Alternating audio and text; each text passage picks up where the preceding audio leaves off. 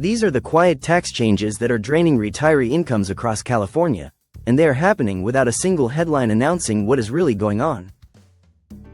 This video explains how a combination of small tax decisions, spread across sales taxes, property-related charges, and retirement income rules, has steadily reduced how far retirement money goes for seniors living in California. What makes this situation so difficult to understand is that there was never one clear moment when retirees were told their financial reality had changed. There was no press conference explaining that everyday expenses would quietly rise faster than retirement income. Instead, the pressure shows up gradually, in places most people do not associate with tax policy, like grocery receipts, home maintenance bills, and annual tax filings. Over time, those small increases stop feeling temporary and start feeling permanent. The cost of living rises, income barely keeps pace, and the gap gets filled by savings, reduced spending, or difficult lifestyle trade-offs. Many retirees feel this happening but struggle to explain why, because no single law or tax increase appears responsible. The structure of California's tax system explains much of this confusion. Unlike states that rely more heavily on broad statewide taxes, California pushes a large portion of revenue raising down to cities, counties, and special districts. This creates a system where dozens of small decisions combine into a major financial impact, while responsibility becomes fragmented across multiple layers of government. For retirees, fragmentation does not reduce the burden. Every dollar still comes from the same limited income sources, regardless of which agency approved the tax. The result is a steady drain that feels personal but is difficult to trace. Sales taxes represent one of the most powerful forces behind this quiet squeeze. California's statewide base sales tax rate sits at 7.25%, the highest in the country, according to the California Department of Tax and Fee Administration. That figure alone places California at the top nationally, yet it only represents the starting point of what consumers actually pay. Local governments are allowed to add district taxes on top of the state rate, and over the last several years, many have done exactly that. These additions are often approved through local ballot measures, each one marketed as a solution to a specific funding need. Healthcare systems, transportation projects, homelessness programs, and public safety initiatives all rely heavily on these local tax increases. By 2024 and 2025, combined sales tax rates between 9.5% and 10.25% had become common across large parts of the state. In counties like Los Angeles and throughout many Bay Area cities, a 10% sales tax is no longer unusual. What matters for retirees is not how quickly these rates rose, but how quietly they became part of everyday life. Each individual increase looks small. 0.25% here, 0.5% there, spread across multiple years and multiple ballot measures. Yet once those increases stack together, the effect becomes substantial. Every purchase costs more, not because of inflation alone, but because a larger share of the price now goes to taxes. Sales taxes affect retirees differently than they affect working households. Someone still employed can respond to rising prices by earning more, adjusting work hours, or changing jobs. A retiree cannot do that. Retirement income arrives on a fixed schedule, often from pensions, Social Security, and retirement account withdrawals, and that income rarely adjusts fast enough to offset rising taxes. Spending patterns matter as well.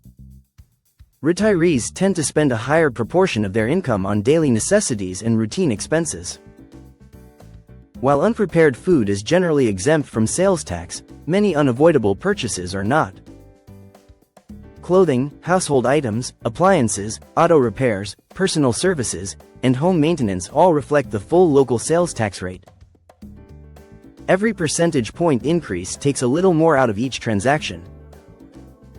One purchase does not feel dramatic, but repeated thousands of times over the course of a year, the impact becomes significant. For retirees who budget carefully, these costs show up as money that simply disappears faster than expected. The approval process for these taxes contributes to their invisibility. Local sales tax measures usually require only a simple majority to pass. They are often presented alongside popular causes, which makes opposition difficult. Rarely do ballots include clear explanations of how fixed-income households will absorb the cost over time. Housing costs introduce another major layer of pressure, particularly when property taxes are viewed beyond their surface protections. Proposition 13, passed in 1978, limited the base property tax rate to 1% of assessed value and capped annual assessment increases. For decades, this law has been described as a cornerstone of homeowner protection in California. What often gets overlooked is what Proposition 13 does not cover. Local bonds, parcel taxes, special assessments, and Mello-Roos charges all fall outside its limits. These additions appear on property tax bills alongside the base rate, yet they operate independently of Prop 13's protections. Over time, these add-ons have grown steadily. School bonds, infrastructure projects, water districts, and community facilities all rely on them. As a result, many homeowners now pay effective property tax rates closer to 1.2 or even 1.4%. For retirees who planned around the 1% figure, this difference matters. Because these charges are voter-approved and often labeled as fees or assessments, they do not always feel like taxes. Yet they function exactly like taxes, and they rise as new measures pass. For seniors living on fixed incomes, these increases translate directly into higher housing costs with no corresponding increase in income. The introduction of Proposition 19 added another layer of complexity. Taking effect in February 2021, Prop 19 changed long-standing rules around property tax transfers and inheritance. While it preserved some benefits for seniors who move within California, it also narrowed options and introduced new conditions. One of the most significant changes involved inherited property. Under Prop 19, heirs must live in an inherited home as their primary residence to keep the existing tax base. If they do not, the property is reassessed at current market value. This change altered estate planning assumptions that many families had relied on for decades. For retirees, these rules affect decisions about downsizing, relocating, or passing property to children. Moving can now trigger reassessment in situations where it previously did not. Inherited homes can generate unexpected tax bills. None of this shows up as a direct tax increase on retirees, yet it reshapes their financial options. Income taxation completes the picture. California taxes most forms of retirement income at the state level. Pensions, both public and private, are taxable. Withdrawals from 401ks and IRAs are taxable. Annuity income is taxable. Social Security benefits remain exempt, but nearly everything else is included. This structure surprises many retirees. After decades of saving, often under the assumption that retirement would bring lower taxes, they discover that California's system continues to claim a substantial share of their income. Required minimum distributions make this especially noticeable. Once required minimum distributions begin, retirees must withdraw money from tax-deferred accounts regardless of need. These withdrawals increase taxable income automatically. In California, that income flows straight into the state tax system, raising effective tax rates even when spending needs do not increase. Small changes accumulate here as well. Modest cost of living adjustments on pensions or investment income can push retirees into higher brackets. Although California adjusts its brackets for inflation, those adjustments do not always match the real expenses seniors face, especially in housing, healthcare, and insurance. This creates a form of quiet bracket creep. Income rises slightly on paper, taxes claim a larger share, and purchasing power stays flat or declines. There is no announcement, no visible policy shift, just a steady erosion that becomes clear only after several years. Relief programs exist, but their impact remains limited. The Property Tax Postponement Program allows eligible seniors aged 62 and older to defer property taxes, turning them into a lien on the home. This can help with cash flow, but income limits and equity requirements exclude many homeowners. Participation rates remain relatively low, suggesting that postponement is not a long-term solution for most retirees. Deferring taxes does not remove the obligation, it simply pushes it into the future, often to be resolved through a home sale or estate settlement. Local tax measures continue to fill funding gaps across the state. Counties like Santa Clara approved sales tax increases tied to healthcare funding during 2024 and 2025. These taxes apply broadly, affecting all residents regardless of age or income. For retirees, the effect is cumulative. Each new measure adds another small cost to daily life.